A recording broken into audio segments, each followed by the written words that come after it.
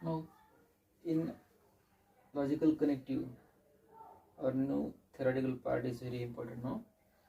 Our first logical connective we have to consider here is conjunction. Here is conjunction. Conjunction मध्ये logical connective आहे, त्यामुळे conjunction ह्या logical कनेक्टिव्हची definition consider करत असताना आपल्याला एकूण 2 किंवा त्यापेक्षा जास्त सिंपल स्टेटमेंट लागणार आहे. बेसिक आपण स्टार्टला सुरुवातीला फक्त 2च स्टेटमेंट कन्सिडर करणार आहोत आणि हे 2 स्टेटमेंट जे आहेत ते कनेक्ट कशाने केलेले आहेत, तर ज्या वेळेस हे 2 सिंपल स्टेटमेंट आपण अँड न कनेक्ट करतो अशा टाईपच्या नवीन तयार होणाऱ्या स्टेटमेंटला, कंपाऊंड स्टेटमेंटला आपण काय म्हणू शकतो, कंजंक्शन. काय म्हणू शकतो, conjunction. So now we will consider the definition of conjunction. See here, if 2 statements, obviously these 2 statements are simple statements. If 2 statements are combined by using the connective, which connective? By using the connective, and then the new compound statement formed, it is called as conjunction. Means if 2 statements are combined by using the connective and, then it is called as conjunction. ज्यावेळेस 2 simple statement and connect करतो आपण, नवीन तयार होणारं जे नवीन statement आहे compound statement, त्याला काय म्हणायचं आपल्याला, compound statement. Moreover, we can also say that if suppose that this general definition can be also explained by using particular simple statements. If suppose that P and Q are these 2 simple statements, and they are connected by the word and. If P and Q are simple statements, then P and Q, these 2 simple statements are connected by the word and. कोणतेही statement असू दे त्यामध्ये, म्हणजे कोणतेही वर्डिकल वाक्य होते आपले, P याच्यासोबत जर अँड आपण ह्या Q ला कनेक्ट केलं, then it is called as conjunction. And it is denoted by, याला डिनोट कशा पद्धतीने करतो, हे अल्फाबेट आपण कनेक्टिव्ह अँड साठी यूज करतो. म्हणजे कंजंक्शन साठी आपल्याला असं सिंबल यूज करता येते. कोणता सिंबल, या उलटा V हा सिंबल आपल्याला कंजंक्शन साठी कन्सिडर करता. It is denoted by P and Q and it is read as P conjunction Q or P and Q. तर मी कोणती रीडिंग आपल्याला करता येईल, सोपं कोणतं जाईल, P and Q हे सोपं जाते आपल्याला. तर ही झाली पहिली डेफिनेशनचा पार्ट. त्यानंतर सगळ्यात महत्त्वाचा पार्ट आपल्याला एक्झाम्पल मध्ये लागणार आहे, तो आहे ट्रूथ टेबल फॉर कंजंक्शन. एक सिंपल स्टेटमेंट आपल्याला सांगता येते की ते ट्रू आहे का फॉल्स आहे, एक इंडिव्हिज्युअल सिंपल स्टेटमेंट. पण जेव्हा 2 सिंपल स्टेटमेंट आपण कंबाईन करतो, हे कंबाईन केल्यानंतर नवीन जे कंपाऊंड स्टेटमेंट फॉर्म होणार आहे त्याची ट्रूथ व्हॅल्यू ट्रू आहे का फॉल्स आहे हे सांगण्यासाठी आपल्याला या 4 पद्धतीचे कॉम्बिनेशन इथं 2 स्टेटमेंट करता आपल्याला वापरायचे. जर 2 स्टेटमेंट असतील तर 4 कॉम्बिनेशन इथं आपल्या असणार आहेत. 4 कोणते कॉम्बिनेशन असतील, 4 कोणत्या केसेस असतील, ज्यावेळेस पहिली ट्रूथ व्हॅल्यू T, दुसरी ट्रूथ व्हॅल्यू T, ही फर्स्ट कॉम्बिनेशन. दुसरी कॉम्बिनेशन काय येईल, पहिली ट्रूथ व्हॅल्यू T, दुसरी ट्रूथ व्हॅल्यू फॉल्स. त्यानंतर तिसरी कॉम्बिनेशन काय येईल, तिसरी ट्रूथ व्हॅल्यू मध्ये P ची ट्रूथ व्हॅल्यू फॉल्स आणि Q ची ट्रूथ व्हॅल्यू T, आणि लास्ट कॉम्बिनेशन दोन्ही ट्रूथ व्हॅल्यू फॉल्स. अशा 4 कॉम्बिनेशन आपल्याला कन्सिडर करायचे आहेत. लिहिताना आपण काय लिहिणार आहोत, P साठीच्या TTFF, Q साठीच्या TFTF असं कॉम्बिनेशन आपण लिहिणार आहोत, म्हणजे लक्षात राहायला सुद्धा आपल्याला सोपं जाईल. आता हे याची ट्रूथ व्हॅल्यू कंबाईन स्टेटमेंटची कधी असणार आहे, अँड म्हणल्यानंतर याचा अर्थ काय असतो अँडचा. अँड म्हणजे आपल्याला दोन्हीचे जेव्हा ट्रूथ व्हॅल्यू T असतील, दोन्हीच्या ट्रूथ व्हॅल्यू जेव्हा T असतील त्याच वेळेस याची ट्रूथ व्हॅल्यू T असणार, बाकी सगळ्या केसेस मध्ये याची ट्रूथ व्हॅल्यू फॉल्स असणार आहे. हे अँड साठीचा ट्रूथ टेबल मध्ये व्हॅल्यू आहे. म्हणजे पहिली ट्रूथ व्हॅल्यू दुसरी ट्रूथ व्हॅल्यू टी असेल, दोन्ही ट्रूथ व्हॅल्यू सिंपल स्टेटमेंट ज्या ट्रू असतील तरच कंबाईन स्टेटमेंट म्हणजे कंजंक्शनची ट्रूथ व्हॅल्यू काय असणार टी. बाकी ऑल अदर केसेस मध्ये सगळे ट्रूथ व्हॅल्यू आपल्या फॉल्स असणार. एक साधा एक्झाम्पल आपल्याला सांगता येईल यासाठी, जे लक्षात राहायला सुद्धा सोपं आहे. जेव्हा आपल्याला एखादी घरी कोणाचे लग्नासाठी एखादी पत्रिका येते, त्यावेळेस जर स्त्रीला राईट केलेलं असेल त्याचा अर्थ काय आला की फक्त एकालाच लग्नाला बोललेलं असतं आणि कोणालाच राईट केलेलं नाही. आणि तुम्हाला जर मूळ पत्रिका दिली, मूळ पत्रिकेचा अर्थ काय असणार की या दोन्हीलाही लग्नाला आपल्याला आमंत्रित केलेलं आहे. तर याचा अर्थ असा आहे की हे अँड म्हणजेचा अर्थ काय, ही आहे मूळ पत्रिका. अँड म्हणजे काय आहे, मूळ पत्रिका. तर ज्यावेळेस हे दोघही व्यक्ती लग्नाला येतील त्याच वेळेस पत्रिका देणाऱ्या व्यक्तीला आनंद होतो. पत्रिका देणाऱ्या व्यक्तीला आनंद होतो की दोन्ही आले लग्नाला तर त्याला आनंद होतो. दोन्हीपैकी एक जरी नाही आला, पहिला आला स्त्री आला सौ नाही आली तरी वाईट वाटणार. त्यानंतर समजा पहिला व्यक्ती नाही आला, दुसरा व्यक्ती आला, सौ आल्या, स्त्री नाही आले तरी समोरच्या व्यक्तीला वाईट वाटणार. आणि दोघंही नाही आले तर मग तर बघायचंच काम नाही. त्यामुळे हे लक्षात राहायला खूप सोपं एक्झाम्पल उदाहरण आहे आपल्याला की पी अँड क्यू म्हणजे याचा अर्थ दोन्ही जेव्हा ट्रूथ व्हॅल्यू ट्रू असतील त्याच वेळेस कंजंक्शनची ट्रूथ व्हॅल्यू ट्रू असते. बाकी सगळ्याच्या ट्रूथ व्हॅल्यू आपल्या कशा असणार, फॉल्स असणार. हे एक एक्झाम्पल आपल्याला लॉजिक मध्ये लक्षात राहायला सुद्धा सोपं आहे. आणि दुसऱ्या कनेक्टिव्हसाठी सुद्धा आपण हेच एक्झाम्पल इथे एक्सप्रेशन साठी कन्सिडर करणार आहोत. पत्रिकेसाठीचं हे कंजंक्शन कनेक्टिव्ह आहे. याला फक्त लक्षात तुम्हाला हेच ठेवायचं की याच्यासाठी कनेक्टिव्ह कोणतं आहे, अँड हे कनेक्टिव्ह आहे आणि अशा पद्धतीने याला डिनोट करायचं आहे. आणि ट्रूथ व्हॅल्यू जर काढायची असली त्याची ट्रूथ व्हॅल्यू तुम्हाला अशा पद्धतीने तिथं कन्सिडर करायची. हे झालं conjunction first logical connective. Conjunction सारखंच दुसरं कनेक्टिव्ह आपल्याला महत्वाचं कन्सिडर करायचं आहे. Second logical connective is disjunction. जेव्हा दोन सिंपल स्टेटमेंट ऑर ने कनेक्ट करतो, पहिल्या कनेक्टिव्ह मध्ये आपण कशाने कनेक्ट केले, अँड न.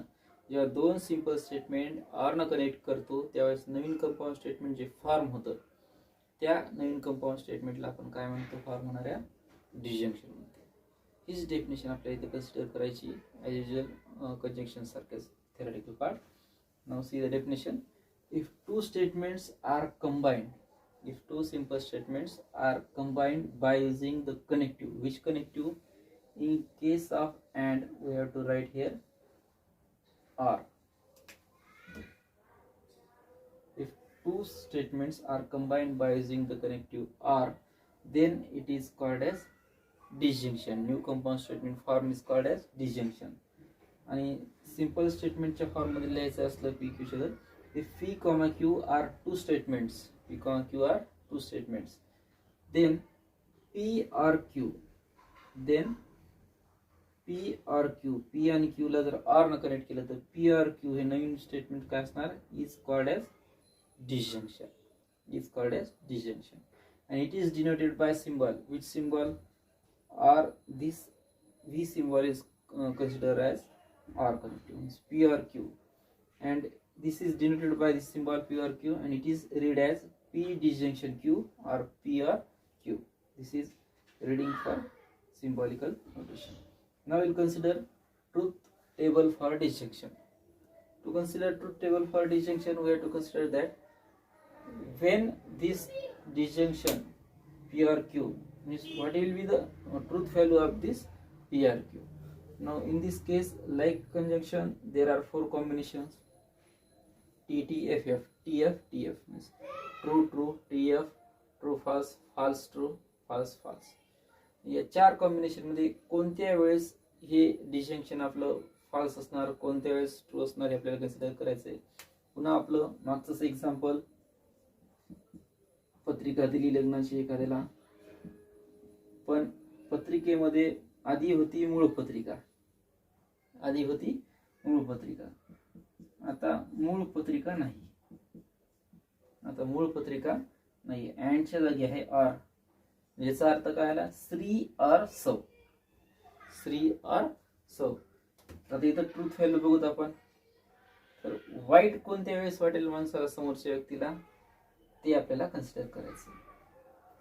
जर श्री आर सौ मध्ये दोन्ही जर व्यक्ती लग्नाला आले नाही, दोन्ही व्यक्ती जर लग्नाला आली नाही, त्या एकाच केसमध्ये समोरच्या व्यक्तीला वाईट वाटणार आहे. तर जर दोघंही लग्नाला आले तर समोरच्या व्यक्तीला काहीही वाईट वाटणार नाही. समोरच्या व्यक्तीला काही वाईट वाटणार नाही. त्यानंतर दोघांपैकी एक आला, पी आला, क्यू नाही आला, कारण आर आहे, तरी सुद्धा यांना वाईट वाटणार नाही, आनंदच होणार आहे. पहिला व्यक्ती नाही आला, दुसरा व्यक्ती आला, तरी सुद्धा या व्यक्तीला, समोरील व्यक्तीला वाईट वाटणार नाही. कधी वाईट वाटेल? ज्यावेळेस दोघंही नाही आले त्याच वेळेस या व्यक्तीला वाईट वाटणार आहे. त्यामुळे हे लक्षात राहायला खूप सोपं आहे. आणि याचा अर्थ काय आला की ज्यावेळेस पी फॉल्स असेल, क्यू फॉल्स असेल, त्याच केसेसमध्ये disjunction P or Q false असणार. In all other cases P or Q has truth value capital T. This is truth table for disjunction. Conjunction मध्ये काय असणार? टी टी असलं तर ट्रूथ व्हॅल्यू टी असेल, बाकी सगळ्या केसेसमध्ये फॉल्स. डिस्जंक्शन मध्ये एफ एफ असेल तर एफ, बाकी सगळ्या ट्रूथ व्हॅल्यू टी असणार. ही झाली डेफिनेशन आणि ट्रूथ टेबल कंजंक्शन आणि डिस्जंक्शन साठीचे. Now we will see third logical connective conditional, which is also called as implication. ज्यावेळेस दोन स्टेटमेंट पी आणि क्यू आपले, कोणतेही दोन स्टेटमेंट इफ आणि देन न कनेक्ट केले जातील, त्या नवीन फॉर्म होणाऱ्या कंपाऊंड स्टेटमेंट आपल्याला म्हणता येते कंडिशनल किंवा implication. Now we will see the definition here. If two statements are combined using the connective, if two statements are combined using the connective, which connective?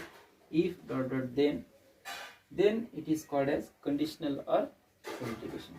Now in case of P and Q, we will see the definition. If P comma Q are two simple statements, then if P then Q, if P and Q च्या मध्ये P if then Q असं असणार नाही, तर if P च्या आधी आणि P च्या नंतर then च्या नंतर Q असणार. If P then Q is called as conditional or implication. It is denoted by, in symbolical form it is written as P implies Q, and one direction arrow is there, and this arrow is also used to represent the implication. And it is read as P implies Q, P implies Q, or if P then Q. Generally we read this as P implies Q. And here P is called as hypothesis. P is called as hypothesis and Q is called as conclusion. आणि यामध्ये आता truth table consider करत असताना हे compound statement आपलं एकाच केसमध्ये false असणार आहे. ज्यावेळेस P ट्रू असेल, Q फॉल्स असेल, तेव्हाच याची ट्रूथ व्हॅल्यू फॉल्स असेल. म्हणजे हायपोथेसिस वरून जर कंक्लुजन फॉल्स आला असेल तर आपल्याला याची ट्रूथ व्हॅल्यू फॉल्स घ्यायची, बाकी सगळ्या केसमध्ये ट्रूथ व्हॅल्यू ट्रू घ्यायची. एक फक्त अंडरस्टँडिंग साठी कन्सिडर करायचं आपल्याला, लक्षात राहण्यासाठी. ट्रूथ टेबल साठी फक्त if you study then you will pass the exam. फक्त ट्रूथ टेबल साठी हे एक्झाम्पल घ्यायचे. ते विचार करत असताना ओपन सेंटेन्स आहे का कोणतं स्टेटमेंट आहे ओपन, तर हे फक्त ट्रूथ टेबल साठीच एक्झाम्पल आहे. If you study then you will pass the exam, हे लक्षात राहण्यासाठी ट्रूथ टेबल साठी फार मस्त एक्झाम्पल आहे. जर तुम्ही अभ्यास केला, तुम्ही पास झाला, if you study then you will pass the exam, म्हणजे तुम्ही अभ्यास केला ट्रू आहे, तुम्ही पास झाला ट्रू आहे, तर त्या विद्यार्थ्याला आनंद वाटणार आहे. त्यानंतर हे कन्सिडर करू तिसरं, जर तुम्ही अभ्यास नाही केला पण तुम्ही पास झाले. आनंद वाटणार आहे का दुःख वाटणार आहे? आनंदच वाटणार आहे. म्हणजे ट्रुथ व्हॅल्यू काय असणार? तुम्ही अभ्यास नाही केला आणि तुम्ही पास नाही झाले, काही दुःख होणार आहे का? नाही. आणि वाईटही वाटणार नाही, आनंदही होणार नाही. म्हणजे आनंद म्हणण्यापेक्षा आपल्याला वाईट वाटणार नाही. त्यामुळे याची ट्रुथ व्हॅल्यू काय असणार आहे? तुम्ही अभ्यास नाही केला आणि तुम्ही पास नाही झाले. फक्त यामध्ये दुःख एकाच वेळेस होणार आहे. कोणत्या केसमध्ये दुःख होणार आहे? जर तुम्ही अभ्यास केला आणि तुम्ही नापास झाले तरच तुम्हाला वाईट वाटणार आहे. तशाच केसेसमध्ये याची ट्रुथ व्हॅल्यू फॉल्स घ्यायची. बाकी सगळ्या केसेसमध्ये ट्रुथ व्हॅल्यूची आपल्याला ट्रू घ्यायची.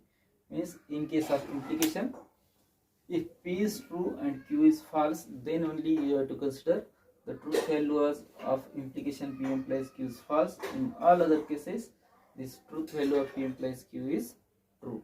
This is truth table for implication, and this is theoretical part related with conditional or implication. Truth table झाल्यानंतर काही कंडिशनल स्टेटमेंटचे इक्विव्हॅलेंट फॉर्म आपल्याला कन्सिडर करायचे. Following are the conditional statements other form P implies Q. First is P is sufficient for Q. Whenever there is P is sufficient for Q, it can be also considered as implication. And here Q is necessary for P. Q is necessary condition for P. P implies Q is regular notation. Q follows from P because P is hypothesis and Q is conclusion. Means Q follows from P. And lastly, P only if Q. If there is P only if Q, then P only if Q can be considered as conditional statement. These are some equivalent form of conditional statements. You have to also consider this. Like implication or fourth connective use, logical connective use, biconditional, which is also called as double implication. जेव्हा दोन simple statement connect केल्या जातात if and only if connective. Fourth connective कोणतं आहे? If and only if. First logical connective and, second or, तिसरं if then, आणि चौथं if and only if. बघा, पहिलं कनेक्टिव्ह कोणतं? अँड, दुसरं आर, तिसरं इफ देन, चौथं इफ अँड ओनली इफ. जेव्हा दोन सिंपल स्टेटमेंट आपले कनेक्ट केल्या जातात इफ अँड ओनली इफ न, त्यावेळेस नवीन कंपाऊंड स्टेटमेंट फॉर्म होणारं कशाने डिनोट करतो आपण? बाय कंडिशनल किंवा double implication. Now see the definition. If two statements are combined using the connective, which connective? If and only if, then it is called as biconditional or double implication. In case of simple statement, if P and Q are two simple statements, then P if and only if Q, which is phrase P if and only if Q, is called as biconditional. And in symbolical form, it is denoted by P double implies Q in double direction arrow is here, like this or like this. Any one notation can be used in all times, more or maximum times we use this symbol to use biconditional. And it is read as P biconditional Q, P biconditional Q, or P if and only if Q. This can be written as. And in case of truth values, if same or identical truth values are there, same truth value are there for P and Q, then only in this case only P and Q has truth value T. P double implies Q has truth value T. In all other cases truth value is false. Now we will write this here. Here identical truth values are only in first combination and last combination. In first combination P has truth value T, Q has truth value T, means identical truth values has truth value T in case of biconditional.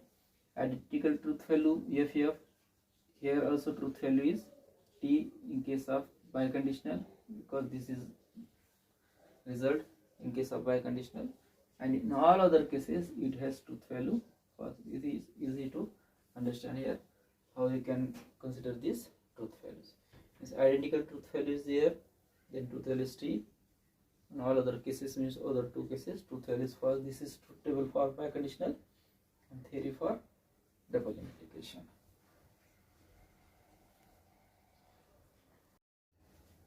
Now last logical connective we have to see here.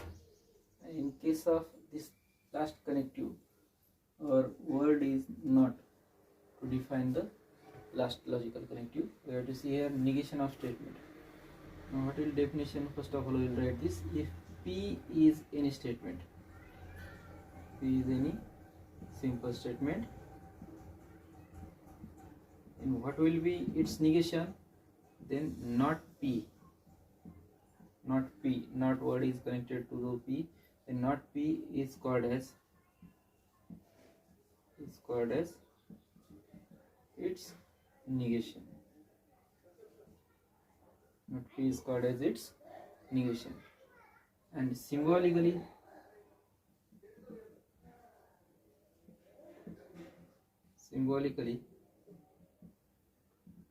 it is denoted by,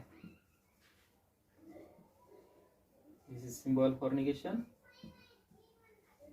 this is symbol for negation, and read as not P or negation of P, not P or negation of P. Now lastly we will see the truth table. Lastly we will see the truth table of negation of P.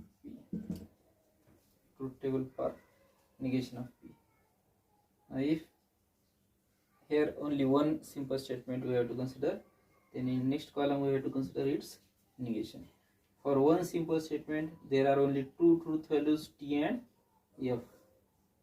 If P has truth value T, means true, then its negation will contain opposite truth value, false.